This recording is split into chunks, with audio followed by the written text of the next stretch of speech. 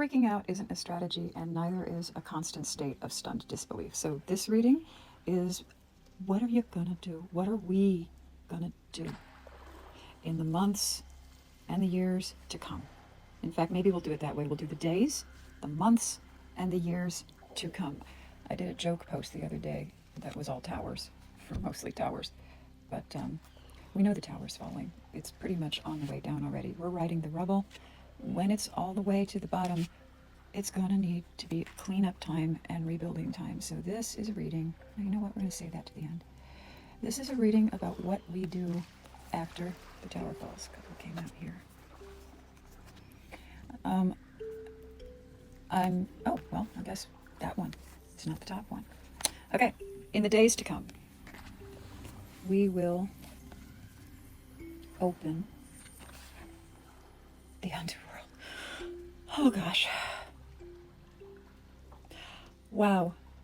We will come back to this in light of the coming cards. But yeah, the gates to the underworld are opening before our very eyes, aren't they? On the other hand, we're going to spend some time looking at the contrast between the images in the two cards, okay? Because you know how on All Hallows we celebrate the veil being thin between the worlds and communication of all kinds being possible that isn't usually possible, and these are unprecedented times. But yeah, let's just be honest, the world is changing, and in that way. In the months to come, we are going to confuse Queen. I don't play chess. Oh, wait a minute, there are two cards here. Another one snuck in. Confuse. Oh, the unseen. The unseen queens are going to cause some confusion. Ooh. Oh, I like this. This is stealthy feminine energy responding to the opening of the gates of the underworld in the days to come. So in the weeks to come after that, it will be interesting. We will return to all this, and finally in the years to come, we will enthrall. We will be enthralled at the threshold we have stood at and successfully crossed, with emphasis on the fact that the image on the card is also a threshold where someone is literally enthralled, right? I just got full body chills. Okay, back to the days to come. This is, I'm not going to blow smoke. The gates of hell are opening. And the people who are doing it don't understand fully what they're unleashing. They're unleashing ancient chained powers. They're unleashing souls that have been imprisoned. And taking a look at our current justice system and how every system eventually becomes corrupt, one might wonder, are all of the souls contained in the underworld there for a just reason? Is the underworld opening up going to be completely terrible, or are some of those souls going to have an eye out for exactly the kinds of messiness that put them there in the first place? Interesting.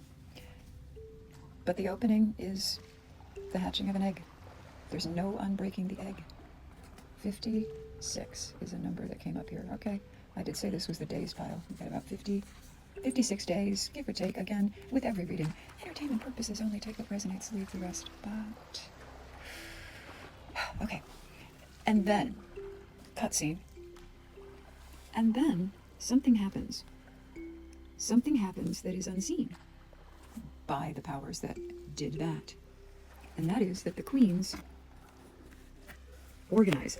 Here's something about this card, the unseen, that just popped out to me. Do you see how it's pointillistic, which means it's made up of it contains a bunch of little dots in the image, which both obscure but also help to create the sense of wholeness and shadow. The shadow of the feminine energy is going to be fully activated in response to the ancient, many times feminine things that are, according to mythology, imprisoned in Tartarus, the underworld. And the queen has some powers, doesn't she? And some allies, doesn't she?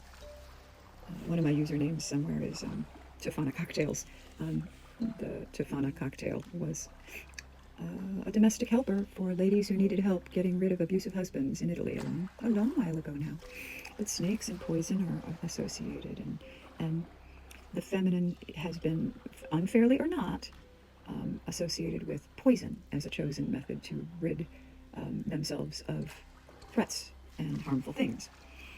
I'm not saying literal poison is coming into play. What I'm saying is that there may be some organization of millions and millions of little dots into a coherent, unseen queen energy that is capable of functioning in a way that isn't in your face aggressive and resistance and blue bracelet and pink hat and all that nonsense. Something that is underground, that's real, that's a communication of all these little dots that somehow serves as a confusion between the powers that made this happen and this at the end, which really looks lovely.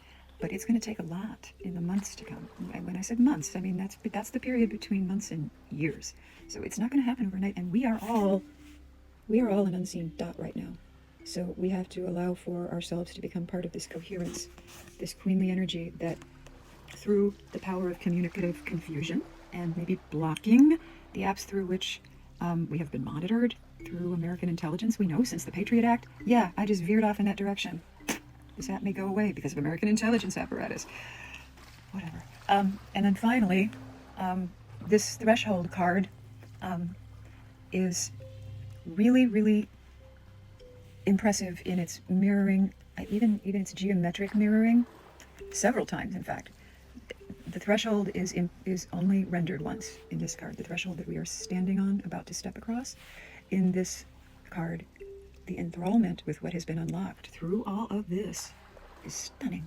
Congratulations, us. Outstanding. Still painful.